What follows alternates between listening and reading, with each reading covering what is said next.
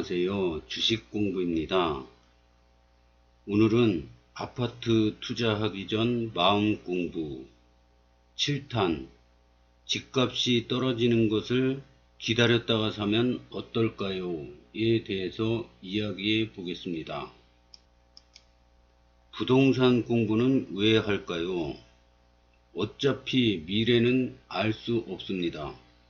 고수든 하수든 미래를 정확히 맞출 수 있는 사람은 이 세상에 없습니다. 하지만 먼저 부동산으로 성공한 분들의 사례와 노하우를 통해 내가 투자할 때 보다 현명한 판단을 하기 위해서입니다. 오늘 제가 읽은 책은 2020년 인천 부동산이 기회다 라는 책인데요. 이 책을 읽으면서 깜짝 놀란 게 이게 4년 전에 쓰여진 책인데 4년 전 현재를 정확히 읽고 있더라고요. 집값이 어떻게 돼서 어떻게 될 거다 이거를 정확히 예측을 하는 거 보고 깜짝 놀랐습니다. 그래서 저 같은 불인이들은 무슨 경험이 있어야지 오를 거다 내릴 거다 이런 걸 예측을 하지 않습니까? 오르는 상승장에서도 투자를 해보고 하락장에서도 투자를 해보고 그래야지 지금 과거든 미래든 이런 거는 지금이 아니죠. 현재 어떻게 현명한 투자를 할 것인가, 어떤 판단을 할 것인가, 이게 제일 중요한 거 아닙니까? 그런데 보면은 이 수도권에 투자한 사람이랑 저 지방에 투자한 사람이랑 한 5년, 10년 후에는 똑같이 5억을 갖고 투자했다고 그래도 5년 후에는 자산 가치가 천지 차이로 변합니다. 그래서 같이 투자를 해더라도 어떻게 효율적으로 빨리 부자가 되는 방법이 무엇인지 공부하면서 거기서 알아내야 하는 게 목적이라고 생각합니다. 이거는 2018년도에 쓰여진 책인데요. 집값이 떨어지는 것을 기다렸다 사면 어떨까요? 라는 질문에 대한 대답입니다. 집값이 떨어지면 집을 구입하겠다는 대기 수요자들을 무수히 많이 봤습니다. 한 예로 부동산 카페에서 하락론을 주장하는 대부분의 회원들은 사실상 수요자입니다. 하락론자가 왜 부동산 카페에 들어올까요? 부동산 카페에서 시장의 동향을 파악하면서 투자할 기회를 노린다는 자체가 잠재 수요자라는 뜻입니다. 그렇다면 과연 집값이 얼마나 떨어지면 집을 구매하시겠습니까? 지금 집값의 10%, 20% 심리적으로 집값이 떨어지고 있는 순간 집을 매수하기는 어렵습니다. 앞으로 더 떨어질지 모른다는 공포에 휩싸이기 때문입니다. 그리고 우리나라 역사상 집값이 크게 하락한 경우는 외환위기와 글로벌 금융위기 때문입니다. 그 외에는 집값이 완만하게나마 계속 상승해 왔습니다. 그러니 집을 사기 위해 집값이 떨어지기를 기다린다는 것은 가능성이 낮은 일에 희망을 거는 것이나 마찬가지 아닐까요? 이번에는 막연한 가정이 아니라 실무적으로 현재 집이 없다면 집값이 떨어질 때 집을 구매하기 어려운 이유에 대해서 이거는 아파트 실거래 가격지수 통계청에서 나온 자료인데요. 이게 보면은 수도권, 전국, 지방, 서울 그런데 이게 서울이에요. 이게 서울인데 다른 데는 비슷한 것 같은데 서울은 그냥 가파르게 오르고 있습니다. 그래서 모든 전문가들이 서울에 집을 사라 이런 얘기를 하는 게 이것 때문인 것 같습니다. 서울은 공간도 한정돼 있고 원하는 사람은 많기 때문에 제일 안전하다고 말합니다. 전문가들은. 근데 제 생각에는 저같이 불인이 초보자들은 무조건 자기 자산이 능력이 됐을 때 아파트 청약을 해서 당첨되는 게 가장 안전한 방법이라고 생각합니다. 때는 상관없고요. 지금도 집값이 하락세이지만 분양가는 계속 올라갑니다. 그렇기 때문에 자신이 능력이 됐을 때 아파트 청약에서 당첨되는 게 가장 안전하고 싸게 사는 방법이라고 생각합니다. 설명해 보겠습니다. 7억 원의 자산을 보유한 두 사람이 있다고 가정해 보겠습니다. A는 7억 원 하는 본인 소유의 집을 거주하고 있고, B는 전세보증금 6억 원인 집에 전세로 거주하며 현금 1억 원을 은행에 맡기고 있습니다. 이때 금융위기 등의 예기치 못한 외부 변수에 의해서 갑자기 집값이 떨어집니다. 그러나 두 사람 모두 집을 매수하기 좋은 타이밍이라고 판단하고 주택을 매수하려고 합니다. A는 다음날 부동산에 가서 본인 소유의 집을 매물로 내놓고 동시에 담보대출을 활용하여 더 넓고 좋은 집을 매수하여 갈아탑니다. 현재는 대출 규제로 인해 어려워지기는 했지만 얼마 전까지만 해도 은행에 본인 소유의 집을 담보로 주택담보대출을 받아 두 번째 주택을 매수하는 방법을 사용할 수도 있었습니다. B는 보유한 현금 1억만으로는 주택을 구매하기 어려워 전세보증금을 담보로 대출받기 위해 집주인에게 동의를 요청합니다. 그런데 이 요청은 집주인에게 거절당할 가능성이 높습니다. 설령 동의를 받더라도 집주인에게 보증금을 인상해주는 등의 반대급부를 제공해야 할 수 있으며 동의하는데 시간이 걸려 매수 타이밍을 놓칠 수도 있습니다. 즉, 자가 보유자가 주거 안정성뿐 아니라 현금 동원력 측면에 있어서도 유리합니다. 만약 집값의 등락을 정확히 예측할 수 있다면 전세가 아닌 월세로 거주하며 현금을 보유하면서 집값이 떨어지기를 기다려야 할 것입니다. 그런데 그럴 수 있는 사람은 극소수입니다. 그리고 때를 기다리며 월세로 높은 주거비용을 감당하고 현금을 보유하면서 물가 상승에 그대로 노출되는 것이 더 큰 모험일 수 있습니다. 최근 특정 아파트 단지 가격의 오르내림을 살펴보면 1년 사이 1억 원이 오르고 다음 해에 또 2억 원이 오르고 그 다음 해에 1억 원이 오르는 추세를 보입니다. 물론 부동산 정책 등이 발표되는 시점에 5천만원 정도가 조정됩니다. 그런데 5천만원이 조정되는 시점을 집값이 떨어진 시기라고 말할 수 있을까요? 그리고 이 시점에 가격이 떨어졌기 때문에 집을 살 수 있을까요? 아마도 구입하기 어려울 가능성이 큽니다. 추가 하락 가능성에 대한 공포 때문입니다. 일반적으로 서울의 아파트는 금매나 경매로 구입할 수 있는 가격의 할인폭이 시세의 4 내지 5% 수준입니다. 물론 20억 하는 아파트의 5%는 1억 원이기 때문에 큰 금액입니다. 하지만 중요한 점은 시세보다 4, 5%만 저렴해도 매수할 사람이 줄을 선다는 것입니다. 시장에는 생각보다 많은 매수 대기자가 존재합니다. 그러므로 집값 하락을 기다리는 것보다 자신이 재무적으로 준비되었을 때 집을 사라고 말씀드리고 싶습니다. 이게 책이 2018년도에 지어진 책이라요. 지금이랑 상황이 좀 틀립니다. 이때는 서서히 집값이 막 오르는 때고요. 지금은 너무 많이 올라서 떨어지고 있는 때죠. 그러니까 이때는 이 상황에 맞추면은 다 맞는 얘기인데 지금은 틀릴 수도 있습니다.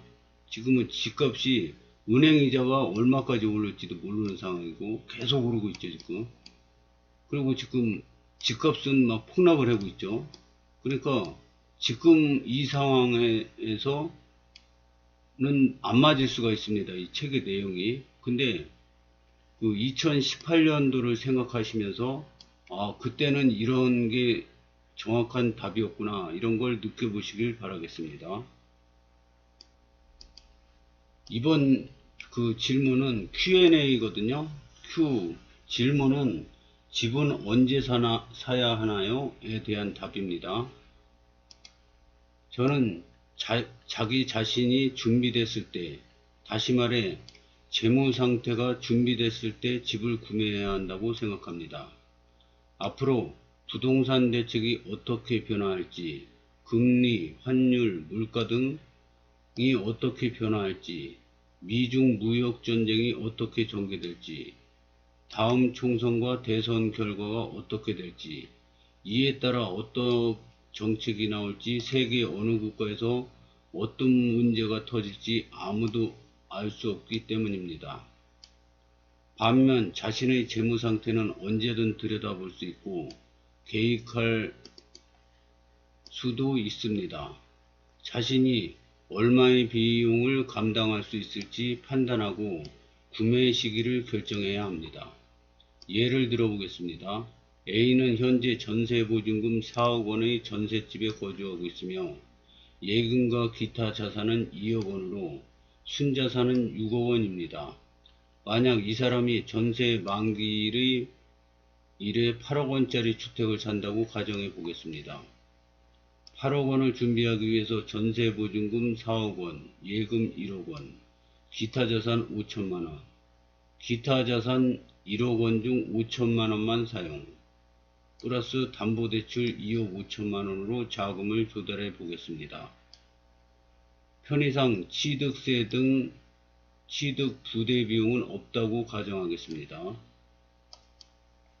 이렇게 주택을 구입하면 총 자산 대비 자기자본 비율은 71%, 6억 원, 8억 5천만 원이 됩니다. 즉, 대출의 비중이 총 30%가 되지 않는다는 의미입니다. 적절한 소득만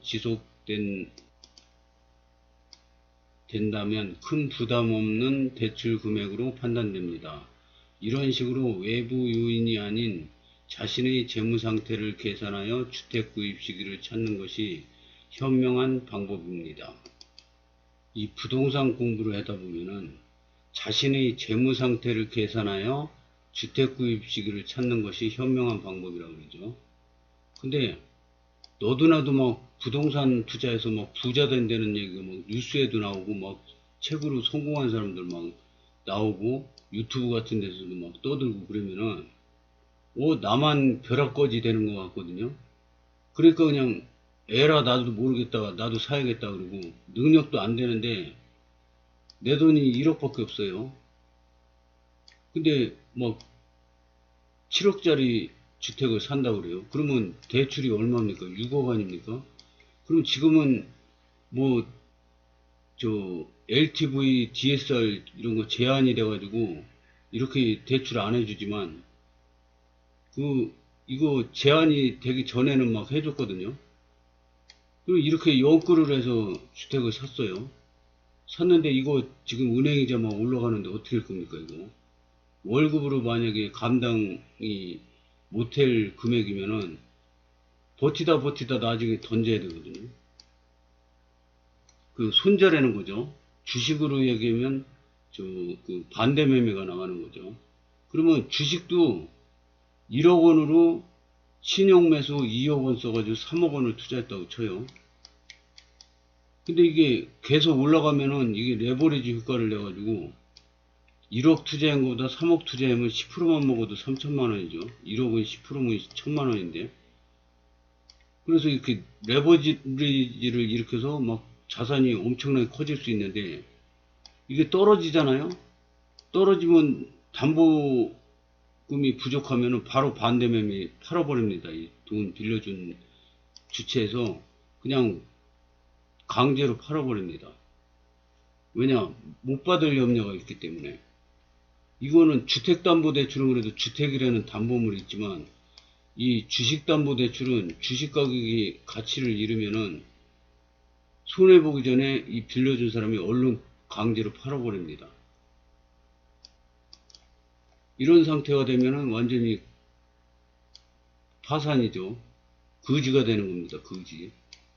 그래서 이 주택도 안전한 것 같지만 이렇게 빚을 막 연끌해 가지고 자기 능력 이상으로 연끌어 해서 사게 되면은 파산하고 하우스 푸어가 됩니다.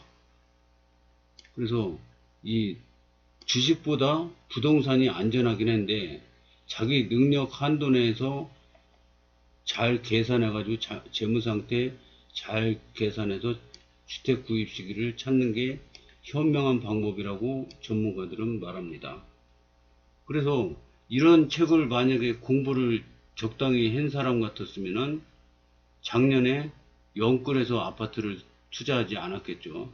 아파트를 투자해도 만약에 84형이 분양가가 4억 5천이다.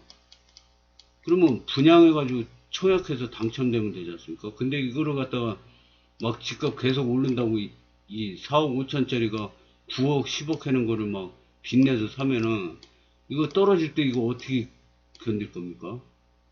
그러니까 모든 투자가 마찬가지예요. 이 만류인력의 법칙을 발명한 뉴턴도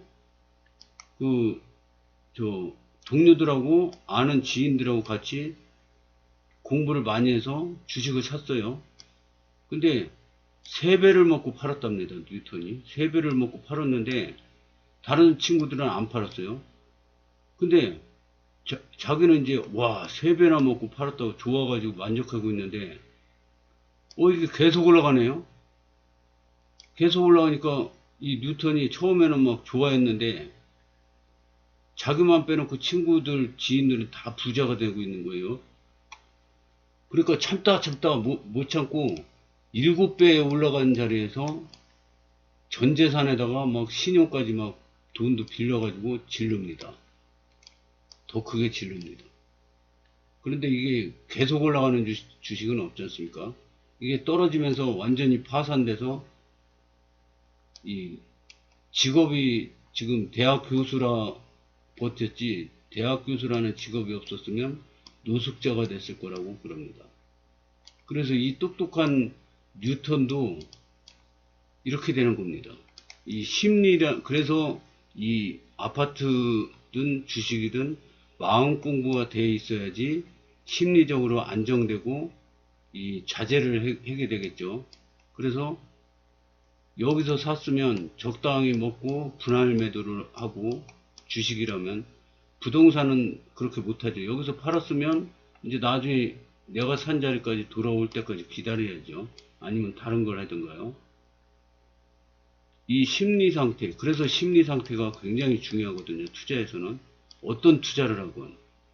만약에 포카를 치더라도 이 심리가 90%라고 그럽니다. 포카도.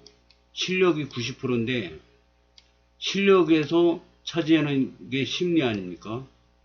이 상대방을 속여야지 내가 딸 수 있는 거 아닙니까? 포카가. 그래서 이 모든 이 투자는 심리가 90%라고 그럽니다. 그래서 아파트도 투자하기 전에 마음 공부가 잘 돼 있어야지 현명한 투자를 할 수 있다고 저는 생각합니다. 그래서 마음 공부가 잘 돼 있어야지 부자로 가는 지름길로 갈 수 있다고 생각합니다. 저의 방송은 부자로 가는 지름길을 가는데 가파른 지름길에서 잠시 쉬어가는 모든 사람에게 유익한 부자 쉼터가 되었으면 좋겠습니다. 시청해 주셔서 감사합니다.